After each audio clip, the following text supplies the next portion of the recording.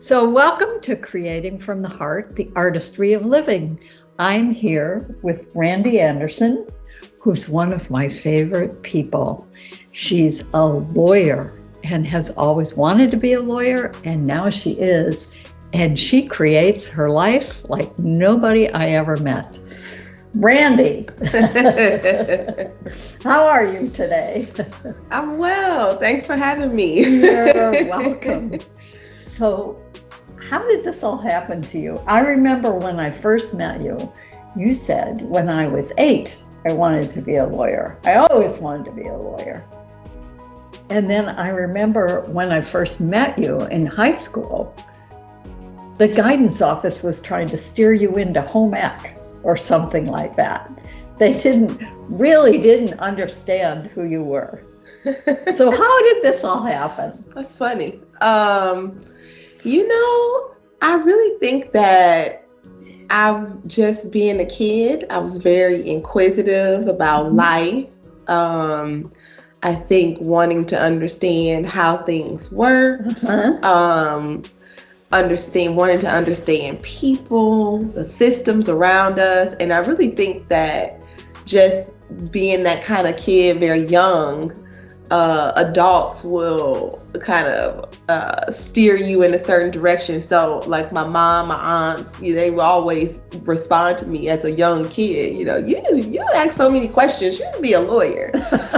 And I never really, I'd always heard that, but it wasn't really until I got to college and I took a career personality type test. Yes. And that what came up on the list. And I thought that was so interesting that was something that I'd always heard. And so I just felt from that point on that it was suited for my personality. It was meant to be. Yeah. So you said yes.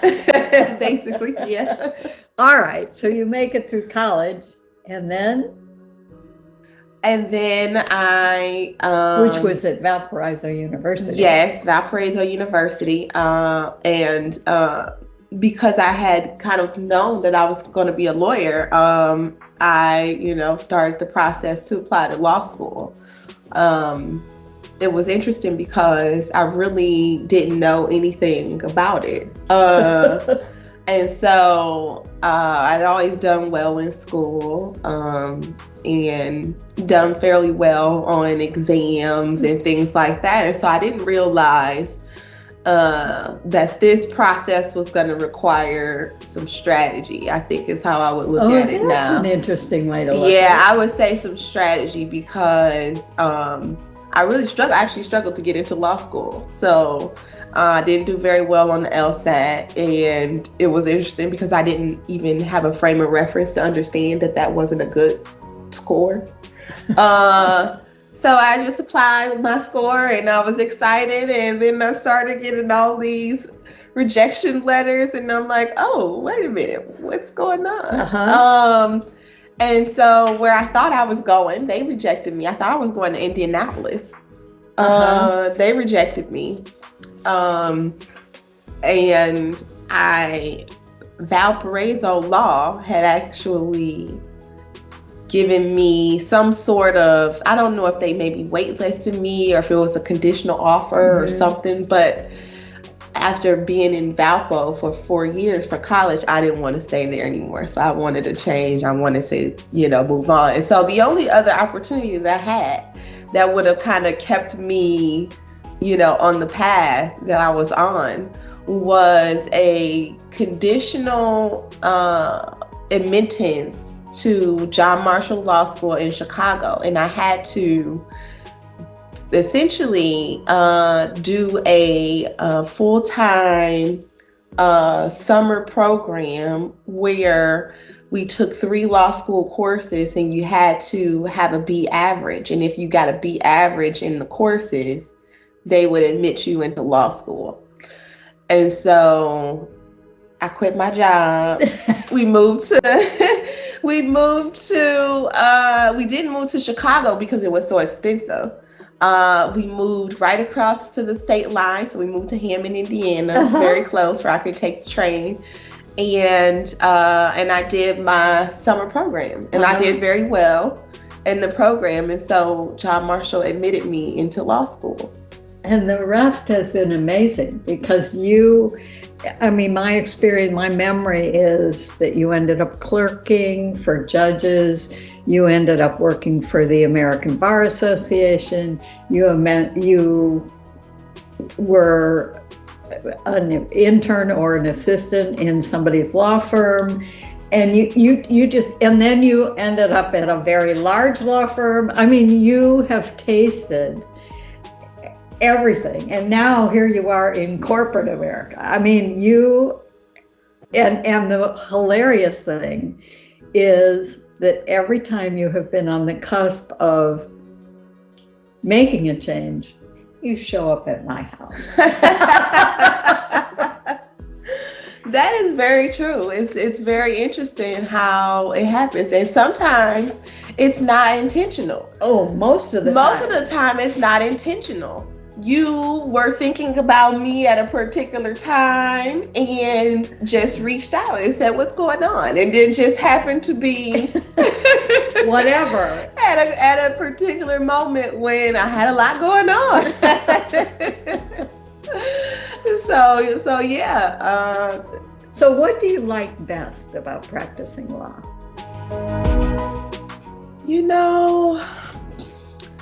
What I like about practicing law is that it governs every aspect of kind of the world that we operate in. And so I really like being kind of at the forefront of what's driving people's actions, what they do, what they don't do. And I really I have a real strong intellectual curiosity, and so the law is always evolving. It really allows you to play with that a lot. And then I like people, and so debating with people, talking about topics, coming up with solutions to problems. That's good. Yeah. So it's really, I do enjoy it. So if you could give any advice to somebody who, I don't know, was curious about it, or what would you say to somebody about how you find your life, how you go from one thing to another? Because you haven't been, you've been consistent in law, but you've tried it all. Yeah. It's interesting. I had somebody else ask me about that because the conversation came up about what motivates the next thing. And it's never a part of my plan. It's never a part of my plan. It's always in response to going with the flow, how the environment feels, what opportunities. Yeah, what shows up. Yep, what opportunities show up at my doorstep.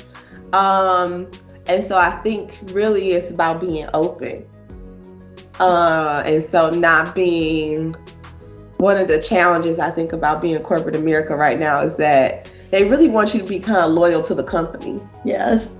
And that's just the concept that I've never, it's kind of like, no, you have to be loyal to yourself first. Thank you. So, if it's not a good environment, and if you're loyal to yourself and being at that company feels right, then it's all good. Right. Exactly. And that's what happens. It's when those things. And they all aligned for you recently. Yeah. And then things shifted. Right. I know. It's very interesting how a friend of mine, she has a tattoo, and she always says, "This man plans and God laughs." That's right. She says that to me, and it's very true. It's very true. You don't really have control over the things you think you may.